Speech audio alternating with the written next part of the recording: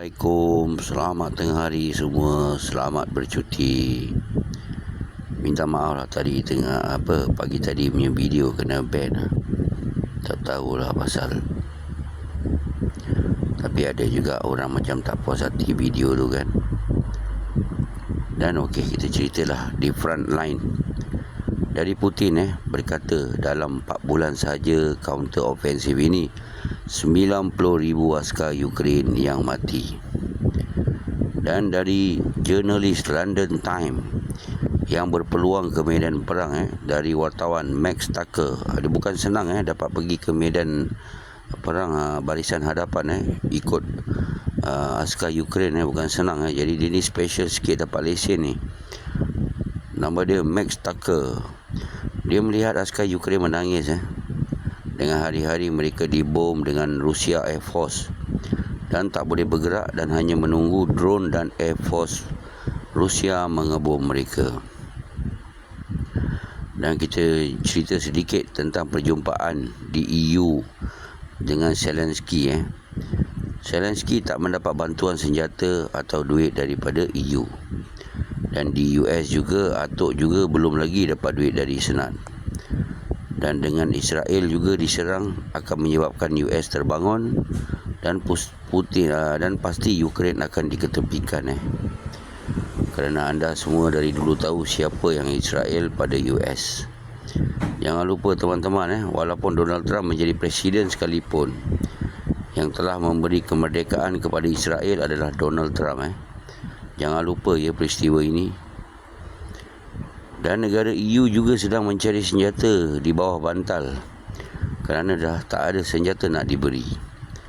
Walaupun British tak ada lagi Storm Shadow untuk diberi kepada Ukraine. Walaupun Jerman sekalipun kalau ada lagi senjata, tapi dengan apa yang terjadi sekarang, mereka nak simpan untuk pertahankan negara mereka sendiri, atau takut kalau perang dengan China terjadi, jadi mereka perlukan stok simpanan senjata. Dan EU masih mengharapkan US. Dan walaupun US sendiri terpaksa mencuri senjata Iran untuk diberi kepada Ukraine.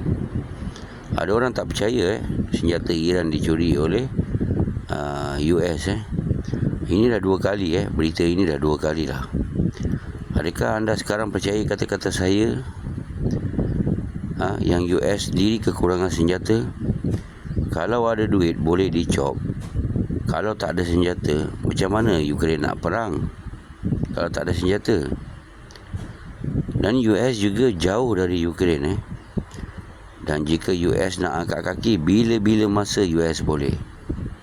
Tapi Europe pula lain ceritanya. Kalau mereka angkat kaki dan pemimpin mereka yang membuat sekatan ekonomi terhadap Rusia dengan berhentikan gas dan minyak murah dari Rusia.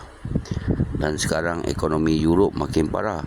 Adakah rakyat Europe diperbodohkan oleh pemimpin mereka yang berkata kita boleh kalahkan Rusia tanpa kita bawa beg mayat balik ke Europe? Ini adalah ayat yang biasa digunakan mereka. Menggunakan ayat ini untuk memberitahu kepada rakyat-rakyat Europe. Dan sekarang apa dah jadi? Dan walaupun Pentagon juga dah banyak kali berkata yang kita tak cukup senjata untuk berperang jangka masa panjang, tapi Atok degil dan tak dengar.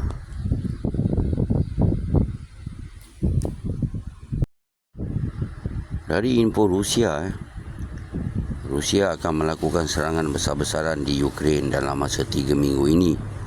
Dan maknanya Rusia menunggu musim sejuk berlaku, barulah Rusia akan menyerang. Dan Rusia tidak akan berhenti sehingga mententeramkan 4 wilayah ini, iaitu Kherson, Zaporozhia, Lugan dan Donetsk. Dan Rusia juga akan menambah 4 lagi wilayah, iaitu Odessa, Nikolaev, Dnipropetrovsk dan Kharkiv region. Dah 30 tahun setelah berpisah dari Rusia, 4 wilayah ini dipinggirkan Ukraine. Ukraine juga mengabaikan wilayah ini. Rusia belum terlambat lagi untuk mendapatkan lagi 4 wilayah ini. Jika betul Western Ukraine akan terpisah daripada Ukraine. Odessa, Nikolaev di Black Sea Coast. Dan kedua kawasan ini berdekatan termasuk Western Kherson Region dan West Bank Dnieper River. Northern area pula Dnipropetrovsk dan Kharkiv region adalah wilayah industrial yang terbesar dalam kawasan Ukraine control.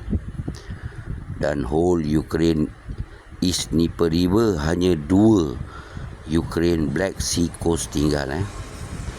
Ukraine hanya tinggal 2 di Black Sea Coast, iaitu Kiev dan yang kedua ialah Lvov.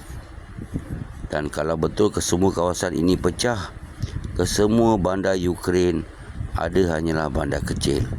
Dan kesemua bandar besar di sepanjang Dnieper River kebanyakannya Rusia yang ambil. Dan kalau Ukraine ada bandar besar lepas ni, hanyalah Kiev sahaja bandar besar dan lain hanya bandar kecil. Inilah apa yang Rusia nak dengan perjanjian damai dengan Ukraine. Sebab tu Ukraine tak sanggup dengan permintaan Rusia. Dan ingat teman-teman, 2025 adalah tahun terakhir Rusia melakukan Special Military Operation.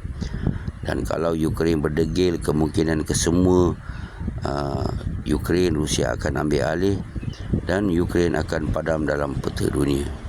Inilah yang pelan pada masa ini, pelan Rusia. Dari Sergei Shoigu berkata di Rostov region, dia melihat askar volunteer train dan askar kontrak juga. Shoigu berkata 50,000 askar dilatih di bulan September sahaja. Total adalah 335,000 hingga sekarang, ditambah lagi 10,000 sampai hujung tahun ini.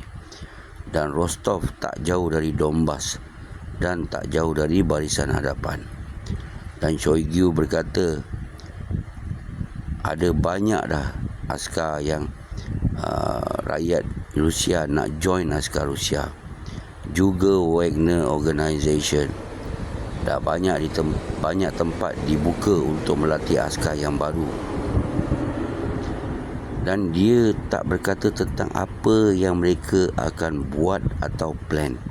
Cuma Shoigu menunjukkan askar Rusia hujung tahun ini adalah banyak. Dan ini harus Ukraine takutkan. Dan Shoigu datang dari Moskow berjumpa dengan askar yang dilatih dan melihat strategi baru yang akan dilancarkan selepas ini. Dan Ukraine sekarang cuba untuk bersedia untuk build up askar untuk menyerang Zaporozhye Nuke power plant. Dan ini adalah confirm. Dan kalau Ukraine cuba menyeberangi Dnieper River dengan amphibious, Rusia kata Rusia tidak akan membuatkan mereka berjaya. Dan Rusia sudah bersedia. Dan sekarang ini musim hujan juga sudah bermula dan Ukraine dan Western tidak berkata apa-apa tentang strategi terakhir mereka sebelum musim sejuk ini. Walau Western media pun tidak berkata apa-apa kerana mereka tahu yang Ukraine tidak akan berjaya dan hanya akan memaksa mereka. Yang memaksa Ukraine adalah US dan British untuk menyerang sebelum musim sejuk. Assalamualaikum. Selamat tengah hari semua. Selamat bercuti. Jangan lupa belanja Abang Gift, okey? Mr. Hurrah.